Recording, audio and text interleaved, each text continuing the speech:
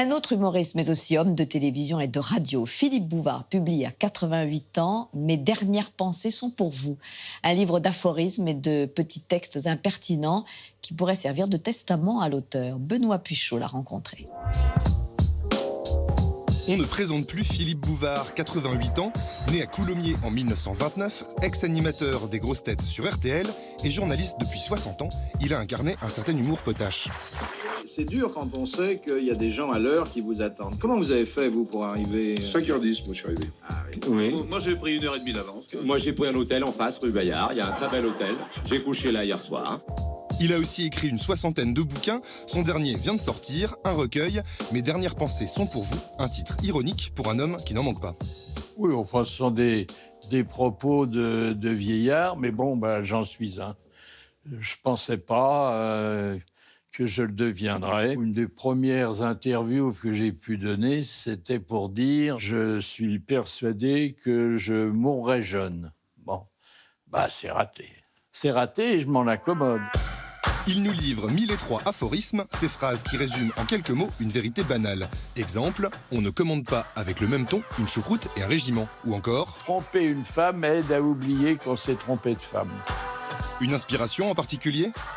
Mon livre de chevet a été un bouquin de Groucho-Marx.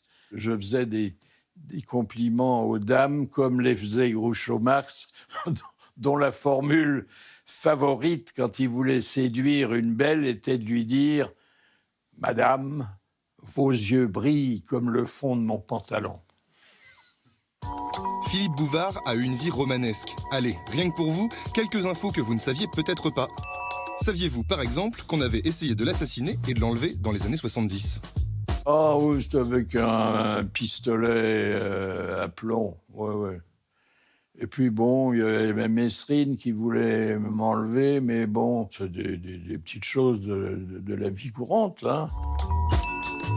Saviez-vous qu'on l'avait renvoyé de son école de journalisme au bout de 3 mois ? Je vendais des sujets que je rédigeais à l'usage de petits bourgeois qui avaient beaucoup plus d'argent de poche que moi et moins de facilité de plume.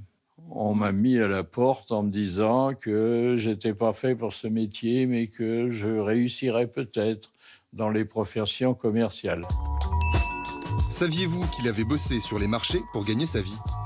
J'ai vendu des chemises l'hiver, j'ai vendu des lunettes de soleil, mais c'est un été où il a plu tout le temps. J'ai vendu des encyclopédies en 18 volumes à des analphabètes.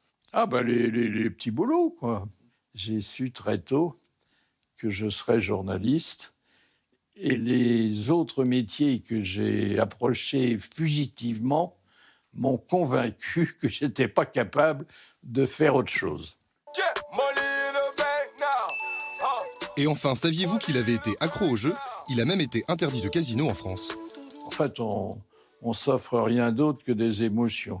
Et puis quand ces émotions vous ont ou bien ruiné ou bien ne vous procurent plus aucun plaisir, on arrête. On cherche une autre drogue et on ne trouve pas. Alors Genève vient nous servir à boire.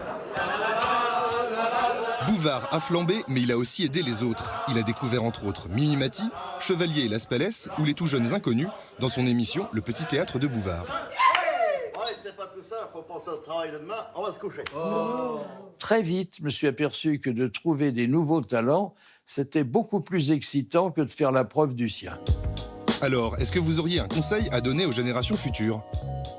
C'est d'être disponible quand la chance se présente. Je ne donne pas d'autres conseils aux jeunes qui veulent faire ce métier que de se trouver dans une salle de rédaction, d'attendre le moment où la porte du bureau du rédacteur en chef s'ouvrira, où le rédacteur en chef dira « Alors un tel, il est jamais là », et où modestement on dira « Un tel n'est pas là, mais je peux peut-être le remplacer ». Car c'est à cette minute-là que tout commence.